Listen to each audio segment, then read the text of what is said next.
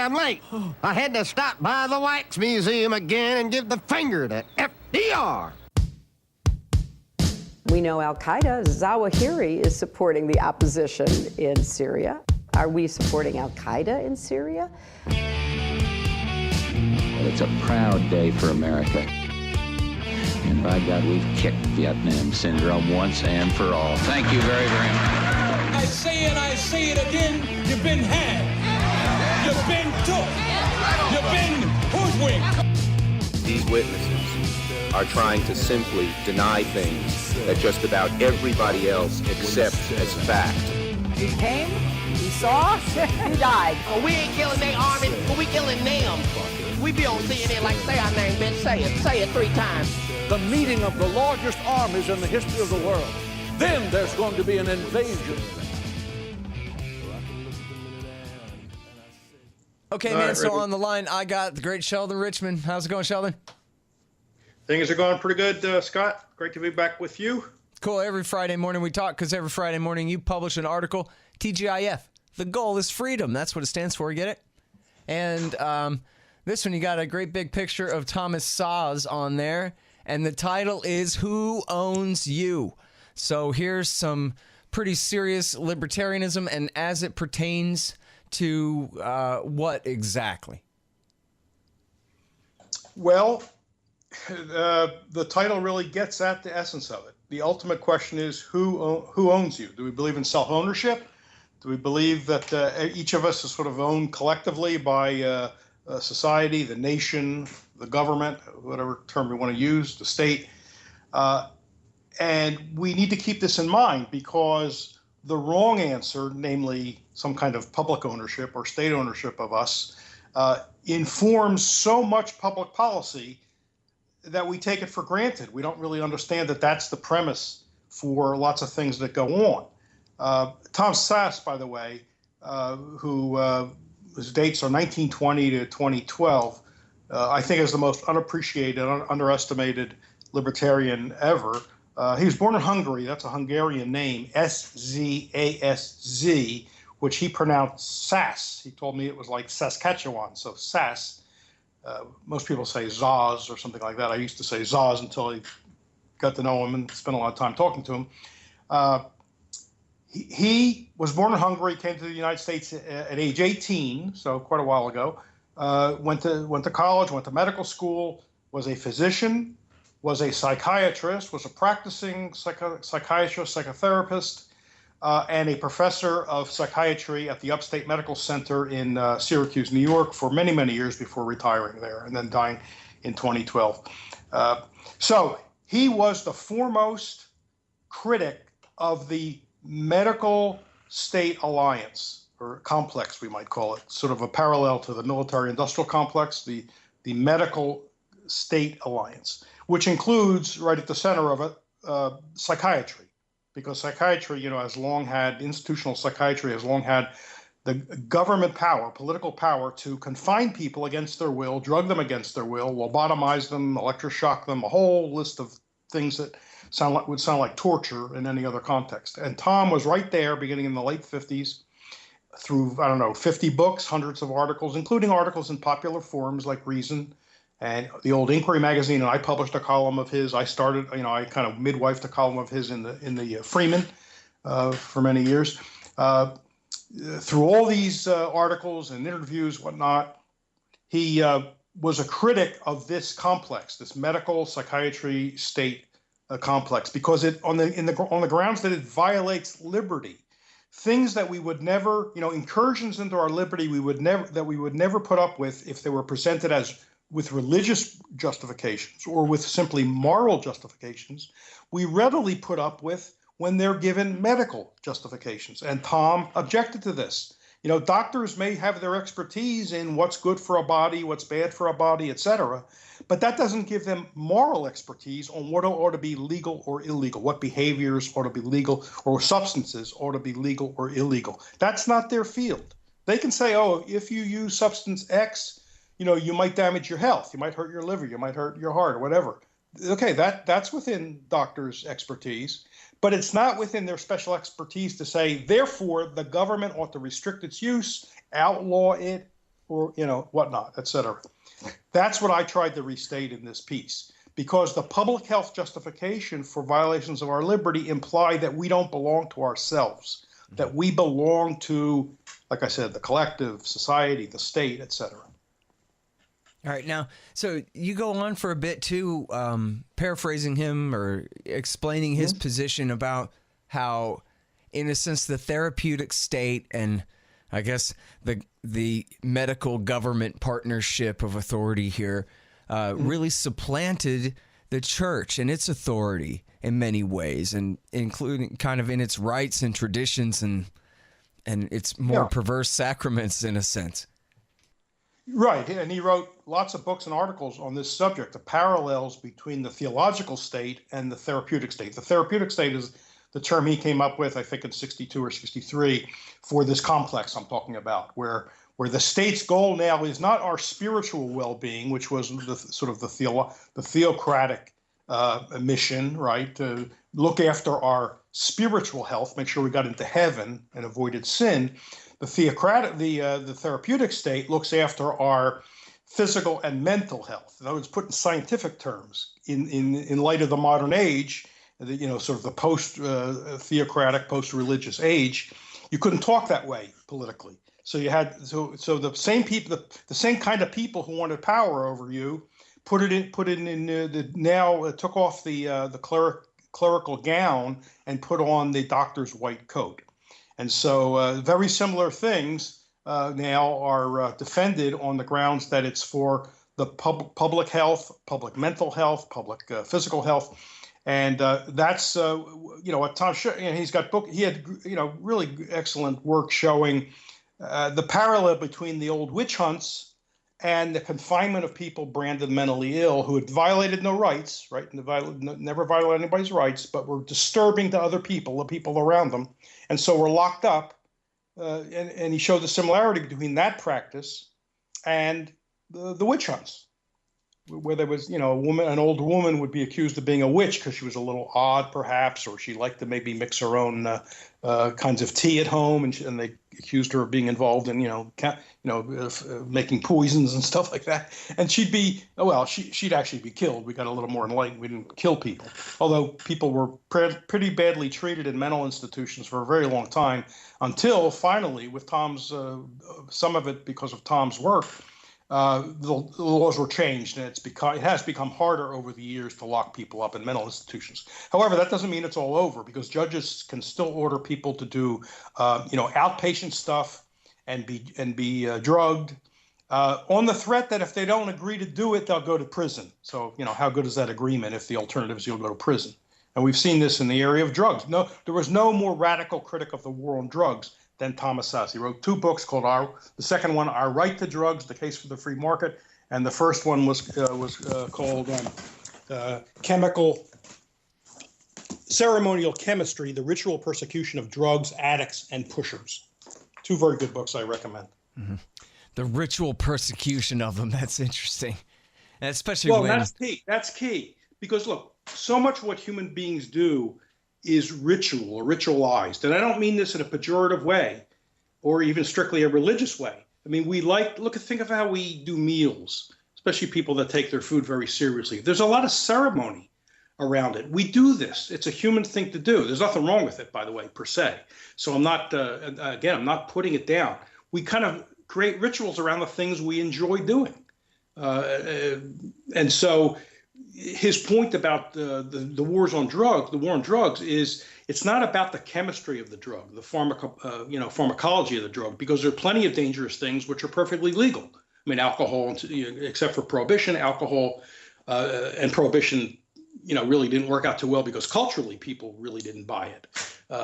So alcohol is allowed, but marijuana until recently wasn't allowed. That's loosening up, but other drugs are not being allowed. And now with the full turn against tobacco and nicotine, that's now retracing the steps perhaps of alcohol. So what determines what drug is damned and what drug is blessed, Tom says, has nothing to do with the chemistry. It has to do with the ceremony, and involved in the ceremony is who uses it. So the original prohibitions on drugs. Opium was directed at the Chinese. Marijuana directed at Latinos, and to some extent blacks. Heroin was racially motivated. I mean, he goes through this. He documents this in the book. And that's not news. I mean, other people have written about this. Those laws have racist origins. And so it's the ceremony, not the chemistry, that dictates what's legal, what's not legal, what's approved, what's not approved. It's not about what's dangerous. Are you a libertarian? You run an IT business? Well, then you have to read No Dev, No Ops, No IT by Hussein Badakhshani. No Dev, No Ops, No IT. It's how to run your computer company like a libertarian should. I mean, we think of America as a somewhat open society and that kind of thing, but boy, this happens to you and you're living in North Korea, the totalitarian state. I mean, it's been a while since I've heard a story like this, but I have no reason to believe that this kind of thing has stopped either. Because there were plenty of horror stories of people getting their children taken away because the school wants to give their kids Ritalin. And the parents say, no, we don't think that Johnny is mentally ill and needs to be prescribed psychoactive drugs just to sit in your English class. And they say, oh, well, you're now neglectful because you're outside of the ruling of this cult of the expert. It's sort of like, if I can just say one more thing about it, it's like in Radley Balco's work about the bite mark analysis, where somewhere along the line, a court ruled that, look, these guys know what they're talking about.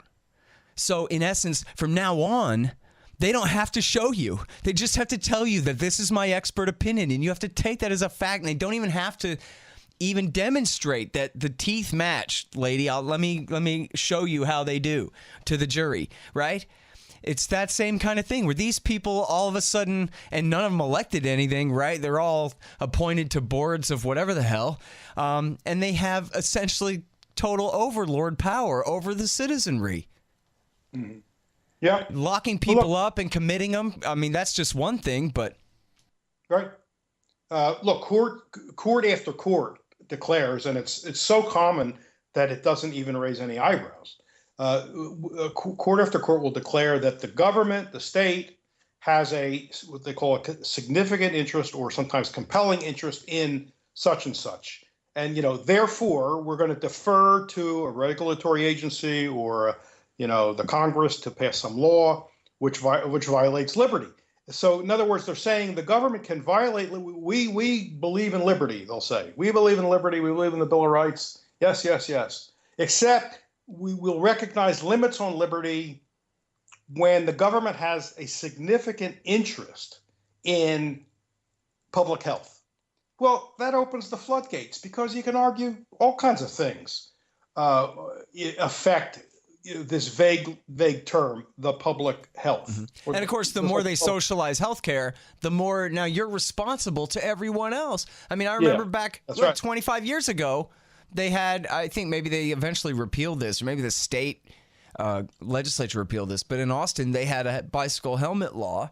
Yeah. And the argument for it was, look, if you hit your head, you're going to go to the public hospital and we're all going to have to pay for it. And no one said, yeah, but that's your fault for being a communist, not my fault for hitting my head. Well, and Sass was arguing against this pre-Medicare. So, it's an old argument.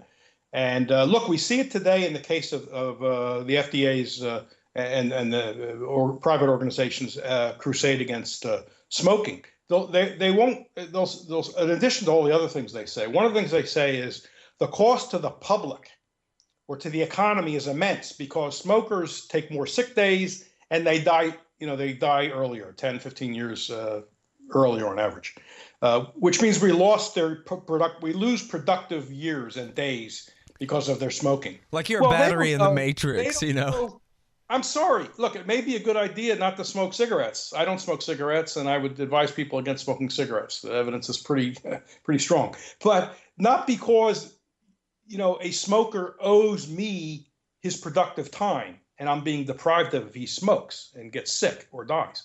That's not an argument. That's a collectivist argument. That sounds like the Nazis or the Bolsheviks, where they claimed, the public and therefore the public's health was the property of the state, and therefore the state could protect that in the name of serving the people. That's the stupidest argument I've ever heard, that smokers How dare smokers smoke? They're depriving us of GDP. And if I was a cigarette smoker, I'd say, go to hell. I don't owe you anything. Yeah. Well, you know what, though? I mean, if anything, nobody ever really teaches the young about this, right? This isn't even, they don't explicitly instruct you to be a Nazi commie when you're in school, but it's just sort of, all this is just kind of implied, and no one is ever exposed to this libertarian unified field theory of liberty that would show why this, that, and the other idea are unjustifiable and immoral to even do.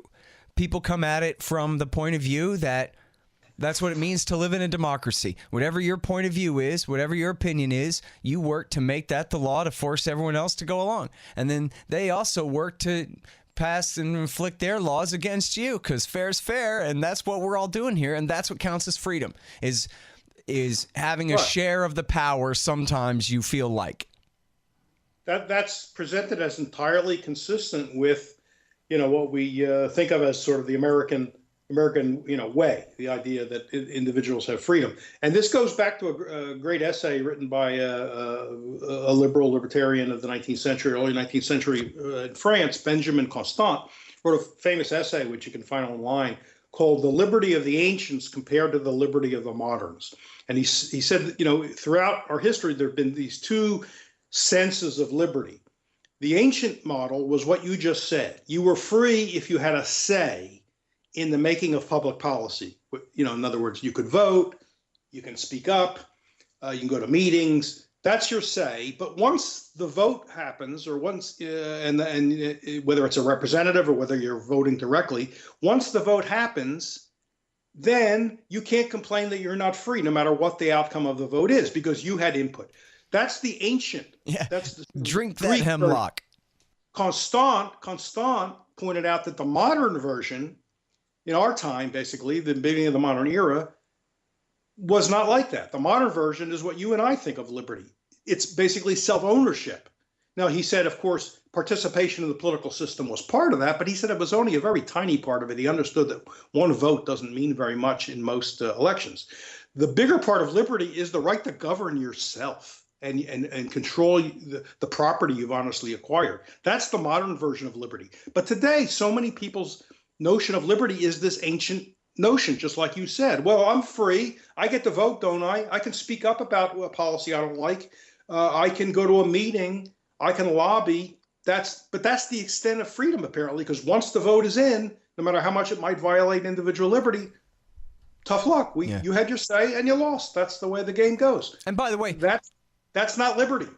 So let's talk about drug wars more, because and speaking of Radley Balco, and one of the greatest inventions of the 21st century is that somehow he got a chance to write regularly for the Washington Post for the last few years here, where maybe he gets some eyeballs that otherwise would have never been exposed to this kind of thing. But he had a great write-up of this raid in Houston where they may have mistaken some street names and been in the wrong neighborhood, but they attacked this couple and killed them both.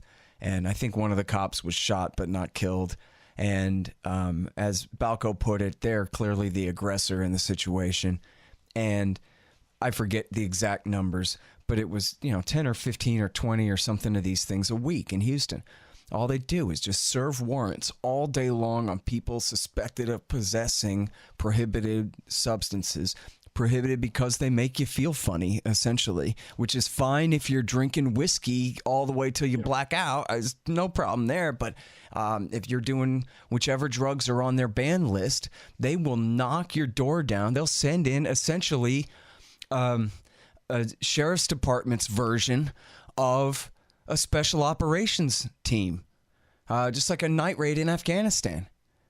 And they all day long, that's what they do. What do you expect the SWAT team to do? Wait around for someone to rob a bank and take a bunch of hostages? They're out there looking for work. And it's, again, if you're on the receiving end of this, then you can't call that freedom in any sense. You're on the receiving end, essentially, of lawlessness on the part of the government at that point. It's ceremonial chemistry. Drugs are, to be a drug user is to be a heretic. in the culture, in the modern culture. And so it has to be rooted out, and almost any means is appropriate to rooting out this heresy, just like any means of finding out who's a witch and punishing or testing a witch. It really is that perverted and essentially stupid. Bill Bennett, who was George Bush's drug czar, the great conservative educator, once said we should be shooting planes out of the air when we think they're coming back from Latin America carrying drugs, private planes. I mean, there's no, they praised. I've seen Americans have praised, the Chinese for. Their policy of summary execution if you got caught on the street with drugs. Yeah, Trump has talked like that. That's what we ought to do. That'll teach him. Look how. There's the clue. There's the clue. First of all, about the ceremonial chemistry idea. Any means nothing is too much, too far, too extreme in rooting out heresy. But let's keep something in mind, and this again is an entirely Sassian point. Drugs don't get into your body on their own accord, right? You have to take drugs. You have to take a drug. There are very few cases where someone is drugged compulsorily, except by psychiatrists under the auspices of the state. Very few people who use marijuana or heroin or any of the illegal drugs encountered them through a compulsory, administration of the drug, right? Somebody knocked you on the head and shot you up in order to get you to be a customer. That doesn't happen. So the drug gets into your body because you try it. And people's first experience with drugs, this was certainly true of most kids and cigarettes, is to get sick. It's not a pleasant experience. So the question is, why do you go back the second time?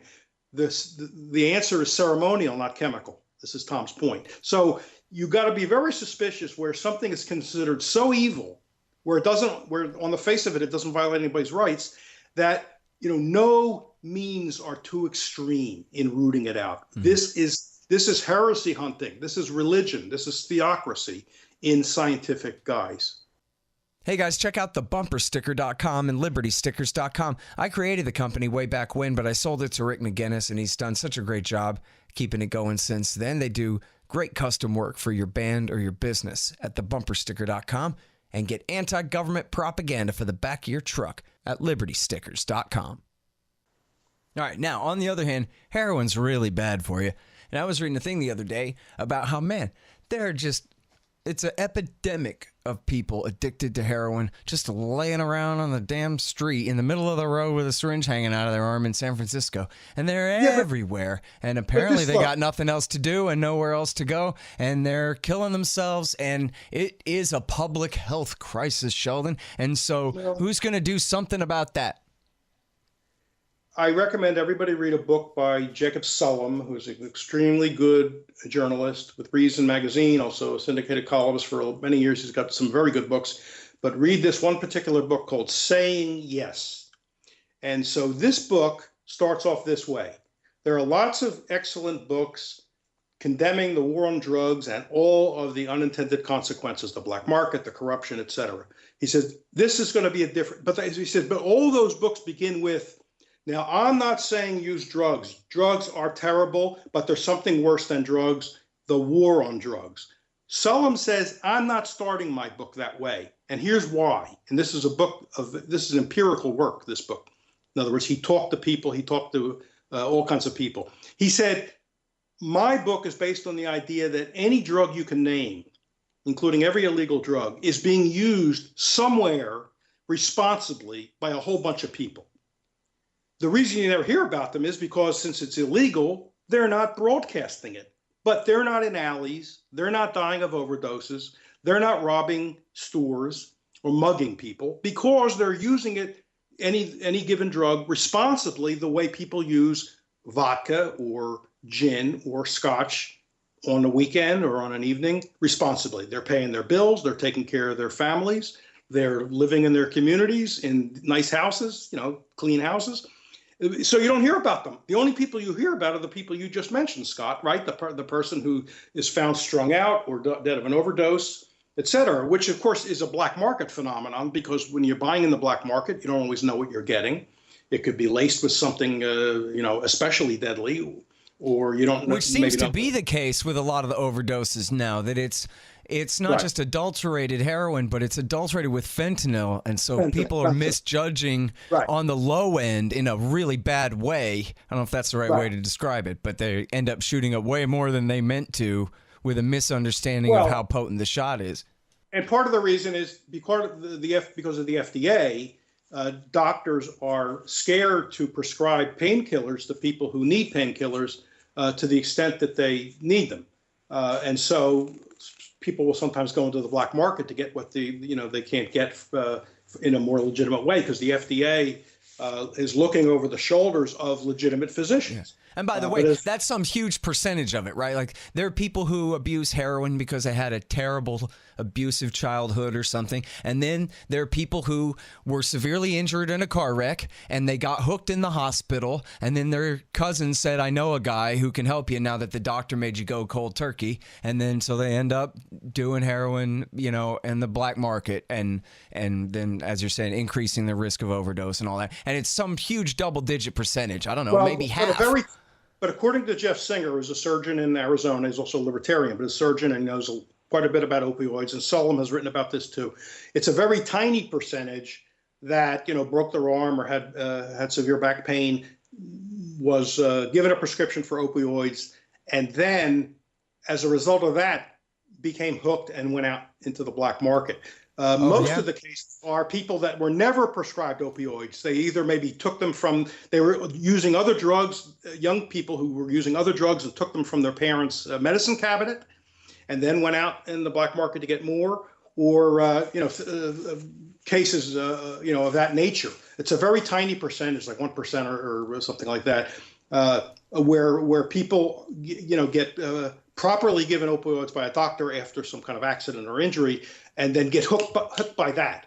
That's not the big problem. The big problem is really just the black market, and plus the way the government is trying to make legal opioids tamper-proof. People then have to go into the black market and start using heroin, which often does have fentanyl in it, which is a super powerful form, and they get into trouble that way. So it's not all that's manufactured in factories here, but as far as heroin goes, essentially 100% of the heroin is processed in, most of it, I guess, in Mexico, but otherwise in other areas of Latin America. Maybe some of the American supplies coming from Afghanistan as well.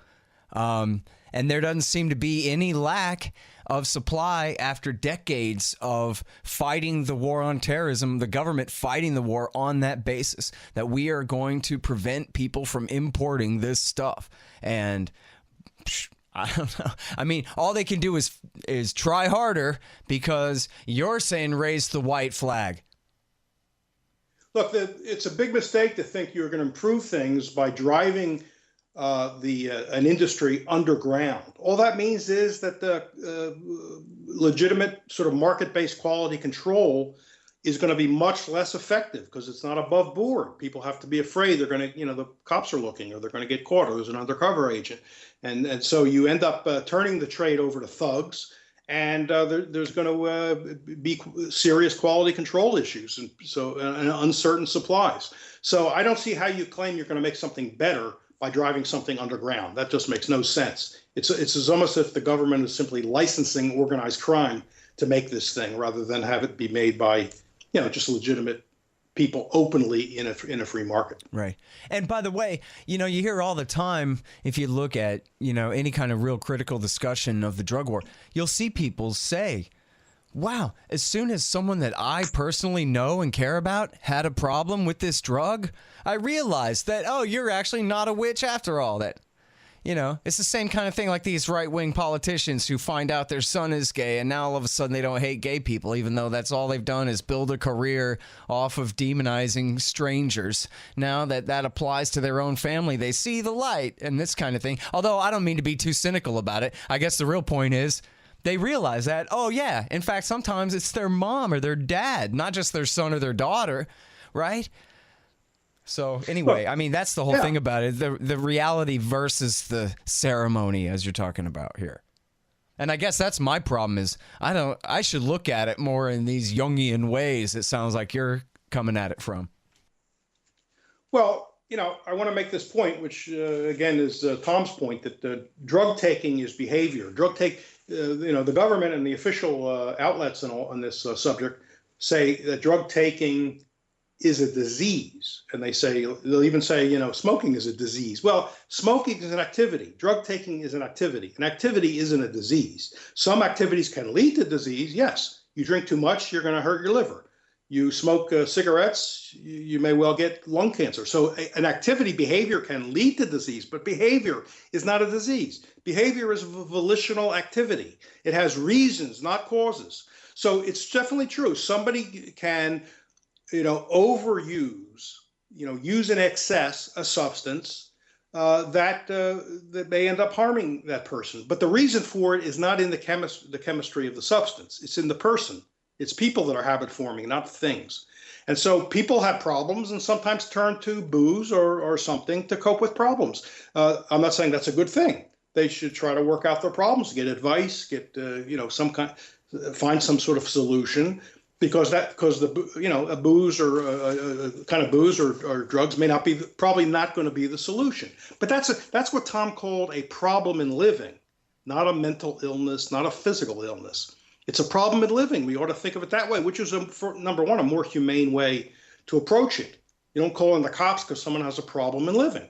You show some compassion. If you can be of help, you try to be of help. Maybe you make a suggestion, go talk to so-and-so. They're good at working out problems like this. Jeffrey Shaler has a book, and he's a psychologist that's sort of in the SAS tradition. Addiction is a choice. And he reports in there how at the end, as the war in Vietnam was winding down, there was concern among the military that because so many American GIs were using heroin in Vietnam, they were the treatment centers back in the United States for them to get off heroin were going to be overloaded. So they invested a lot of money opening new facilities, getting ready for them. A very tiny number showed up, because most of the people that were using heroin over there stopped it when they came back and resumed their old lives. I mean, in Vietnam, don't forget, their life alternated between terror and boredom. And so people turned to drugs, and heroin was sort of a drug of choice. I guess it was readily available, maybe thanks to the CIA, I don't know. But when they got back here, most of them just said, I'm out of there. I have a new life now, or I either pick up my old life or I can start anew. Right. And there was very little demand for detox and rehab. So it's not just, we look at people as if they were robots, right? And that there's a cause rather than a reason. There's a cause for what they do. So then we demonize drugs, and then we demonize the